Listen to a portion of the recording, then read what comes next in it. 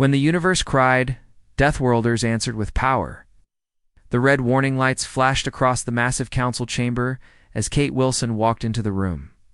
She was the only human among dozens of alien species, all gathered for the most important meeting in galactic history. The chamber buzzed with panic as creatures from 47 different worlds tried to figure out how to survive what seemed like certain death. The Zephyrians, who looked like living crystals, made high-pitched sounds that the translation devices turned into words of pure fear.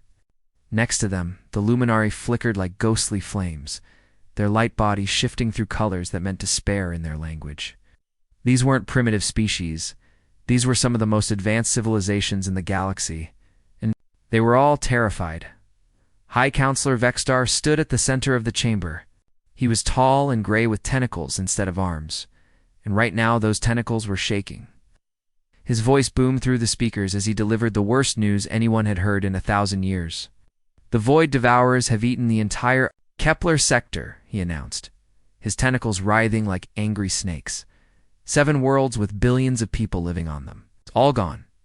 Not blown up, not destroyed, completely wiped out of existence like they never existed at all. A collective gasp went through the chamber.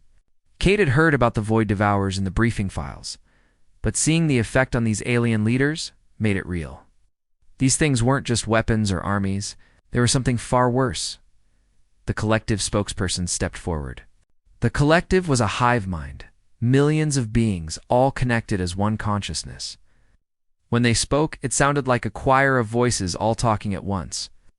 Our computers have run the numbers, they said. Total extinction of all life in the galaxy will happen in 847 rotations. We need to start evacuation procedures for every species immediately. Kate looked around the chamber. Every alien face showed the same expression, hopeless defeat. They had already given up. They were talking about running away to other galaxies, abandoning their homes, their history, everything they had built over millions of years. She cleared her throat and stepped forward. What about fighting back? The chamber went completely silent. You could have heard a pin drop. Then, slowly, nervous laughter started spreading through the room. It wasn't happy laughter. It was the kind of laugh people make when they hear something so ridiculous they don't know how else to react. High Counselor. Vexstar looked at her with something that might have been sympathy. His voice was gentle, like he was talking to a child who didn't understand how dangerous fire was. Human Kate Wilson. These creatures are older than our oldest civilizations. They have been sleeping for millions of years, and now they are awake and hungry. They don't just destroy things, they eat reality itself.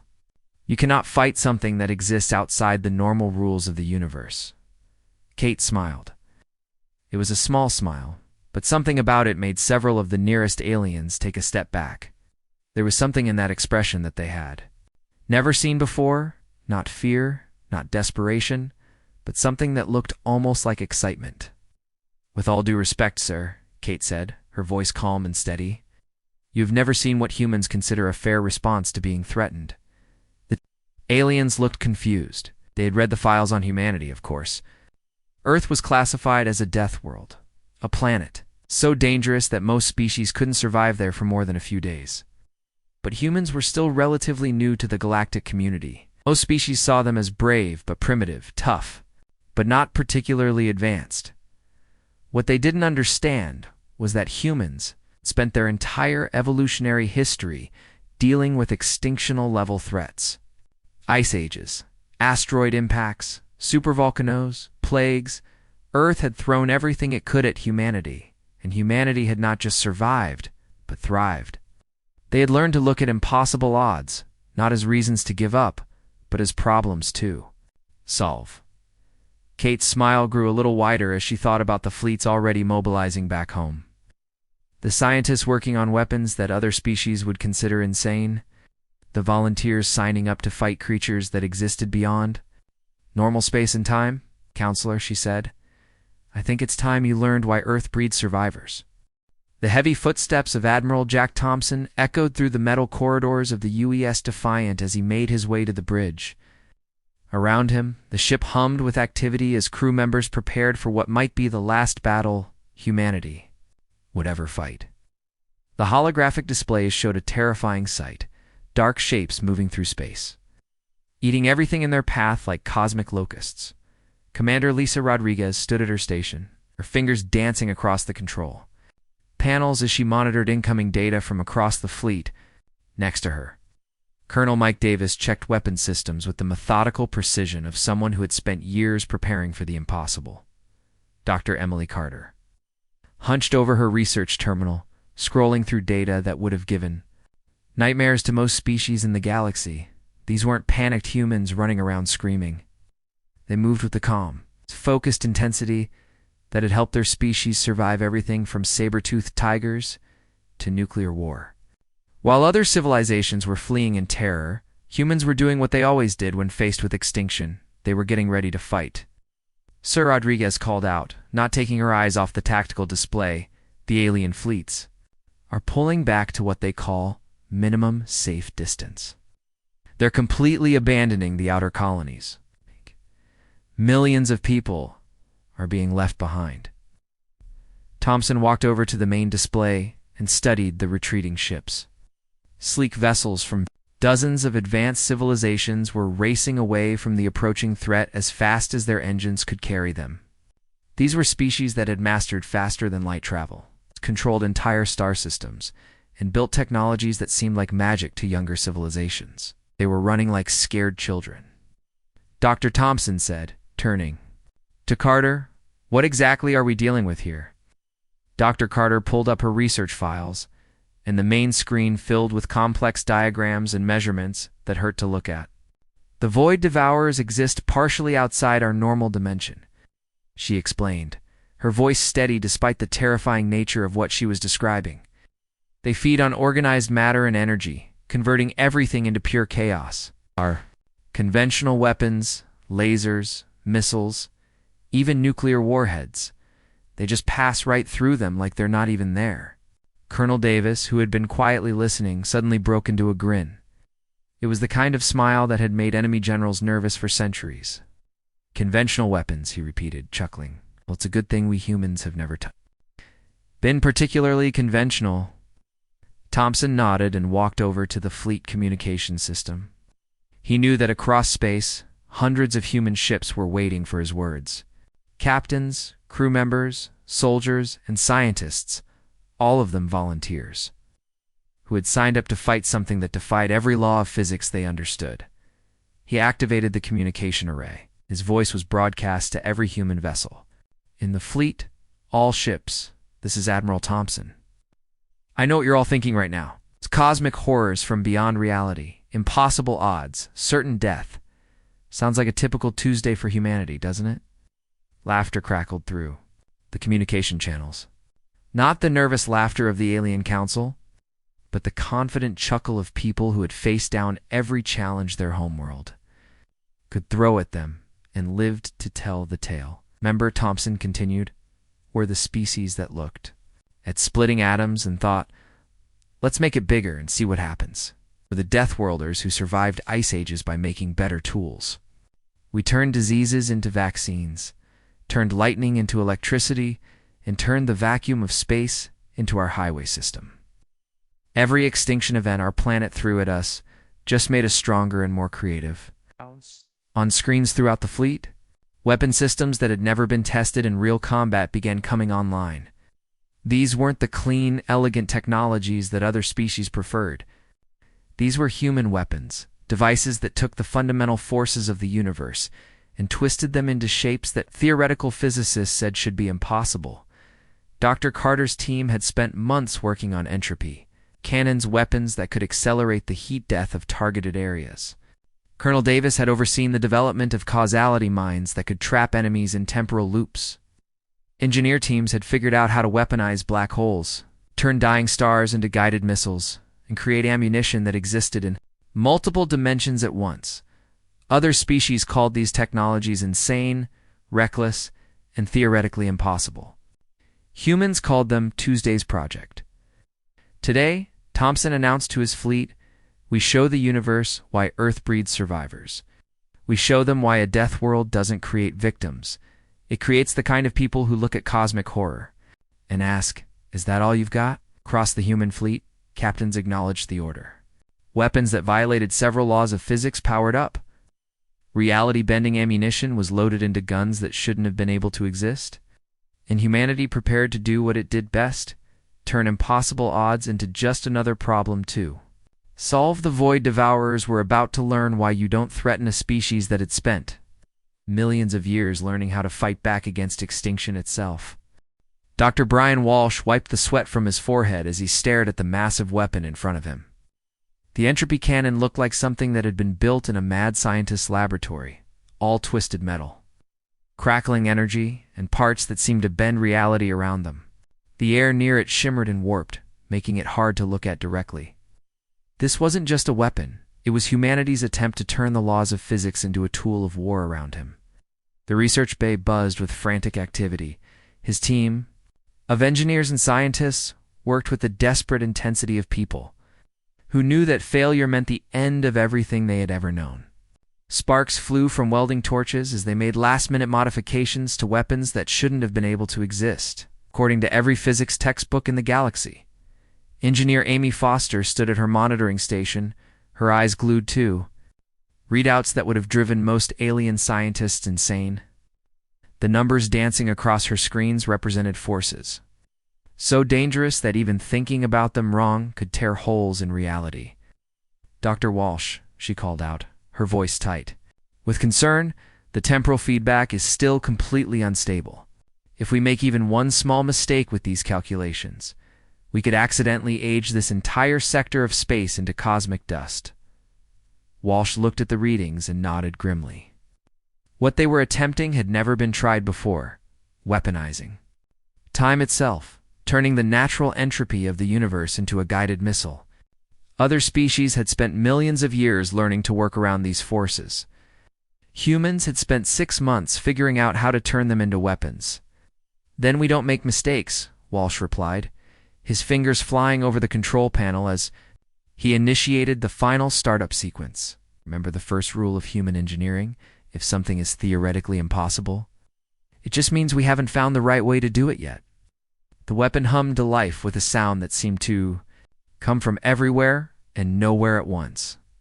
Reality rippled around it like water, disturbed by a stone, and several team members had to look away.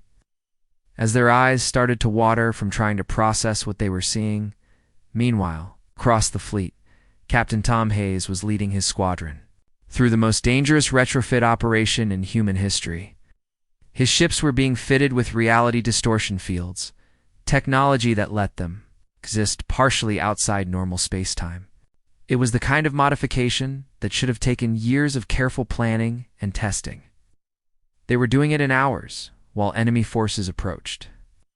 "Captain," called out his chief engineer over the comm, "the field generators are installed. But I have to warn you, we have no idea what will happen when we turn these things on. The math says we might phase out of existence entirely." Hayes grinned as he watched his crew work with the casual confidence that had made humans famous throughout the galaxy. The math also said we couldn't fly, couldn't split atoms, and couldn't survive in space. How did that work out for us? Far away from the human fleet, alien observers watched in complete horror as humans casually manipulated forces that their civilizations had spent millennia learning to respect and fear. The Zephyrian observer, a being made of living crystal that could process information at superhuman speeds, was practically vibrating with shock. "They're modifying their weapon systems while the enemy is approaching." The Zephyrian gasped, its crystalline structure flashing colors that meant pure terror. How are they maintaining any kind of stability while they alter fundamental constants of reality? This should be impossible. The Luminary observer, a creature of pure energy that existed across multiple dimensions simultaneously, flickered in patterns that translated to complete bewilderment. Their approach to physics is completely insane.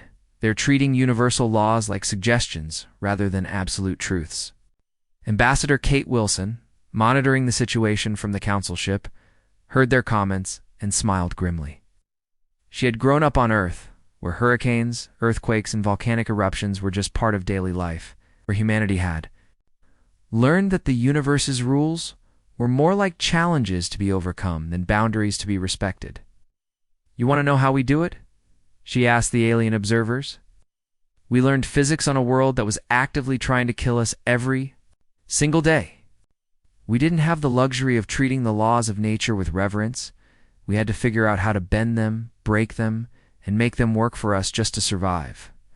She gestured toward the human fleet, where impossible weapons were coming. Online and ships were being modified with technology that violated everything the galaxy thought it knew about science. We don't just understand the rules of the universe. We know which ones are actually rules and which ones are just suggestions that no one has been creative enough to ignore yet. The first wave of void devourers entered weapon range of the human fleet. These creatures existed partially outside normal reality, feeding on organized matter and energy, converting everything they touched into pure chaos. They had destroyed entire civilizations, erased planets from existence, and sent the most advanced species in the galaxy running in terror. They were about to discover why humans had never learned to run from anything that could be fought instead. The universe itself seemed to hold its breath as humanity prepared to prove that impossible. It was just another word for challenge accepted. Captain Steve Martinez stared at the massive black hole spinning in front of his destroyer. Ow! Its gravitational pull so strong that it was bending light itself into twisted spirals. This wasn't just any black hole. This was the collapsed remains of a star that had once been 10 times larger than Earth's sun. The event horizon stretched out like a wall of absolute darkness. And according to every physics textbook ever written, anything that crossed that line would be crushed into atoms and stretched across eternity. Martinez was planning to fly his ship directly into it. Behind him, the void devourers were closing in fast. These cosmic nightmares moved through space like living tears in reality, leaving trails of nothingness wherever they passed. Entire asteroids simply stopped existing as they approached, not destroyed, but completely erased from the universe, as if they had never been there at all. His crew worked around him with the kind of calm focus that only came from being born on a planet where everything was trying to kill you. These weren't panicked people running around screaming. They were humans doing what humans did best, turning certain death into just another problem to solve. "Sir," called out Navigator Jenny Parker, her voice steady despite the readings on her screen. "The math says what we're about to attempt is completely impossible. The gravitational forces should tear our ship apart long before we reach the event horizon. And even if we somehow survive that, the time dilation effects will mean centuries pass outside while we experience minutes." Martinez grinned as he watched his crew make final preparations. They had spent their entire lives on a world where impossible things happened every day, where water fell from the sky, where the ground shook without warning, where the very air could become poisoned during certain seasons. "Jenny," he said, his hands steady on the controls, "the math doesn't know about human stubbornness. We've been doing impossible things since we figured out how to make fire." He activated the ship-wide communication system. "All hands, this is the captain. We're about to attempt something that every alien species in the galaxy would call suicide. We're going to use a black hole as a shortcut to outflank enemies that exist outside normal space-time. Prepare for dimensional breach." Quantum drives engaged with a sound that seemed to come from inside everyone's bones. Reality twisted around the ship as they accelerated toward the black hole. Using calculations that had been purely theoretical until humans decided to test them in the middle of a battle for the survival of all life in the galaxy. Meanwhile, millions of miles away, General Robert Hassan coordinated what was possibly the most destructive operation in human history from his command carrier. His teams were systematically destroying entire planets before the void devourers could reach them. Not inhabited planets, humanity. Wasn't that ruthless? But empty worlds. Dead moons, asteroid fields, anything that could feed these cosmic parasites. "Target acquired," came the voice of Colonel Rachel Bell over the communication system. "Uninhabited. Planet in the Vega system. Oh, no signs of life. But rich in the organized matter these things seem to feed on." Hassan watched the tactical display as human ships positioned themselves around the doomed world. "Confirmed. Begin planet cracking sequence." Followed was a controlled demolition on a scale that made supernovas look small. human ships fired concentrated beams of energy that split the planet's crust like an egg, causing the entire world to break apart in a carefully planned chain reaction. It was the kind of operation that other species would have called an atrocity. Humans called it strategic resource denial. "It's working," reported Colonel Bell, monitoring the Void Devourers' formations. "They're losing cohesion without a steady food source. Gosh, they seem confused, like they don't know where to go next."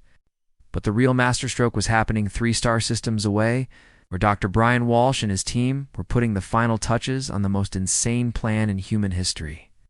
They had identified several dying stars, ancient suns that were already on the verge of collapse, and turned them into the largest weapons ever created. "Ignition sequence initiated," Dr. Walsh announced over the fleet communication system. "All ships maintain minimum safe distance. We're about to turn 3 solar systems into a controlled supernova chain reaction." What happened next defied everything the galaxy thought it knew about warfare. The dying stars exploded in carefully timed sequences, creating a cascade of entropy that rippled through space-time itself. Instead of the random destruction of a natural supernova, this was controlled chaos, entropy weaponized and directed at enemies that fed on organized matter: the Void Devourers. Creatures that existed partially outside normal reality suddenly found themselves caught in a trap made from the fundamental forces of the universe itself. The very chaos they fed on was being turned against them, creating feedback loops that disrupted their ability to exist in normal space-time. On the Council observation ship, the collective's representative, a hive mind that could process information from millions of perspectives simultaneously, suddenly started making sounds that its translation device couldn't handle. "They're retreating," it finally managed to say, its voice filled with amazement. "The cosmic entities are... fleeing." How is this possible? Ambassador Kate Wilson watched the tactical displays with a satisfied expression of someone whose species had just proven that there was no such thing as an unwinnable fight. "It's possible," she said calmly, "because humans learned a long time ago that when the universe tries to kill you, you don't just survive, you figure out how to kill it back." Across the battlefield, Captain Martinez's ship emerged from the black hole behind the retreating Void Devourers. Having successfully used one of the most dangerous phenomena in the universe as a tactical advantage, General Hassan's planet-cracking operation had starved the enemy of resources. Dr. Walsh's controlled supernovas had turned their own feeding mechanism into a weapon against them.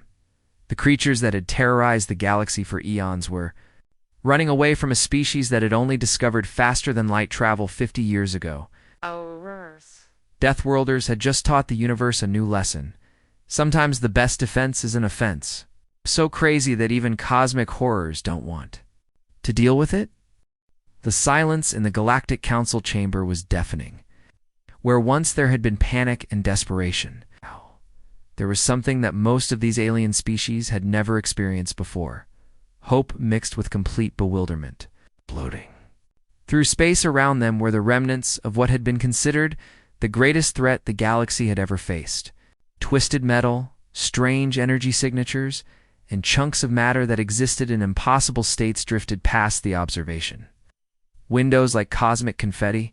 High Counselor Vexstar stood before Admiral Jack Thompson, his tentacles still trembling, but no longer from fear. His ancient eyes, which had seen civilizations rise and fall across millennia, stared at the human commander with an expression that was part awe, part terror, and part something that might have been respect. "Admiral Thompson," Vexstar began, his voice shaking with emotions he didn't have words for, "humanity has accomplished what every computer model, every prediction algorithm, and every strategic analysis said was impossible. You have saved our galaxy from complete extinction." Around the chamber, representatives from 47 different species nodded in agreement. The crystalline Zephyrians chimed in harmonic frequencies that translated to overwhelming gratitude. The energy-based Luminari flickered in patterns of pure amazement. Even the hive mind collective seemed stunned into rare individual thoughts, rather than their usual group consciousness. "We offer you anything you desire," Vexstar continued, his tentacles gesturing toward holographic displays showing star charts, technology databases, and territorial maps. Advanced technology that would accelerate your civilization by thousands of years. Entire star systems for colonization. Leadership positions in the Galactic Council. Name your price, and it is yours. Admiral Thompson looked around at his staff, Commander Lisa Rodriguez, Colonel Mike Davis, Dr. Emily Carter, and the other officers who had just spent the last few hours proving that humans could turn theoretical impossibilities into standard operating procedures. They shared the kind of quiet communication that came from working together through situations where failure meant the end of everything they had ever known, Counselor Thompson said, his voice carrying the same calm tone he had used when ordering ships into black holes and stars into controlled explosions. We truly appreciate the offer, but we don't need payment for doing what's right. The alien delegates looked confused. This wasn't how galactic politics worked. Species didn't risk extinction for others without expecting something in return. Wars were fought over territory, resources, and power. Nobody just helped because it was the right thing to do. But Shirley pressed the luminary representative, its energy form flickering with patterns of bewilderment. You require something. In return, resources? Territory? Recognition of your superiority? Some form of compensation for risking everything? Captain Steve Martinez, who was still slightly dizzy from his trip through a black hole, stepped forward with a smile. His uniform was singed from impossible energies, and his hair was still standing up from exposure to reality-warping fields, but his voice was steady. Sir, with respect, we already have the greatest territory in the galaxy, he said, gesturing toward the distant blue dot that was barely visible on the star charts. We call it home. And the only recognition we need is knowing that our neighbors can sleep safely tonight without worrying about cosmic nightmares eating their planets. Dr. Emily Carter moved forward, her research tablet displaying tracking data of the retreating void devourers. The creatures were fleeing to whatever dimension had spawned them, apparently having decided that this galaxy contained a species too. Crazy to mess with. Besides, she added with the matter-of-fact tone that had become humanity's signature in galactic affairs, this was basically just practice for us. The universe is a very big place, and there are always bigger, scarier threats out there, waiting to be discovered. When they show up, humanity will be ready. The alien representatives exchanged glances that clearly said they weren't sure if they should be reassured or terrified by that statement. The species that had just defeated cosmic entities older than most civilizations was treating it like a warm-up exercise. As the human fleet began forming up for the journey back to Earth, the alien civilizations finally began to understand something that had puzzled them since first contact. Earth was classified as a death world in galactic databases, a planet so hostile to life that most species couldn't survive there for more than a few days. They had always assumed this meant Earth was trying to kill its inhabitants. Now, they realized the truth was far more impressive and terrifying. Earth wasn't trying to kill humans. Earth had spent billions of years teaching them how to fight back against anything that tried to kill them. Every ice age, every asteroid impact, every volcanic eruption, every plague had been a lesson in survival. Every extinction event had been a pop quiz that humanity had passed by getting more creative, more stubborn, more willing to try impossible solutions. The universe had cried out for help against an ancient terror that predated most civilizations. It had begged for salvation from creatures that consumed reality itself. And the Deathworlders had answered that call with the one thing they did better than any other species in the SDA galaxy. They had looked at impossible odds and treated them like just another Tuesday at the office. As the human ships disappeared into faster-than-light travel, heading home to their dangerous little blue planet, the galaxy was left with a new understanding. Somewhere out in the cosmic dark, on a world where everything was trying to kill you, lived a species that had learned the most important lesson in the universe. When something tries to make you extinct, you don't just survive, you figure out how to make it extinct right back. The universe was a safer place now, protected by beings who had turned survival into an art form and impossible into a challenge. And everyone knew that when the next cosmic threat emerged from whatever nightmare dimension spawned such things, the Deathworlders would be ready with solutions that would make today's victory look simple by comparison. That thought was both The most comforting and most terrifying realization the galaxy had ever had.